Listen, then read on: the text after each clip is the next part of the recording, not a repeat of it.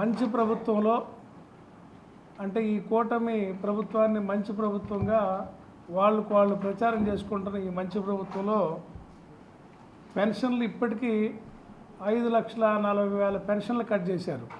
ఇంకో 7.5 లక్షల పెన్షన్లు కట్ చేయడానికి బడ్జెట్ కేటాయింపులు తగ్గించారు.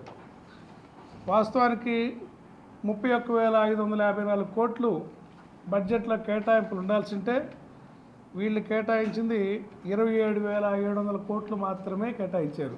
అంటే బడ్జెట్లో రిక్వైర్మెంట్కి సరిపడా కేటాయింపు లేదంటే మళ్ళీ తగ్గించే ప్రయత్నం. గత సంవత్సరం తగ్గించినవి కాకుండా మళ్ళీ రేపు ప్రభుత్వంలో కూడా తగ్గించాలనే ఆలోచన. స్కీమ్ ఇవ్వలేనప్పుడు ఆర్భాటంగా అనౌన్స్ చేసి కొద్దిమందికి ఇచ్చి కొద్దిమందికి ఇవ్వకుండా దాంట్లో పక్షపాతం చూపిస్తూ జనాన్ని బాధ పెట్టడానికి ఇటువంటి అబద్ధాలు చెప్పేది మంచి ప్రభుత్వం.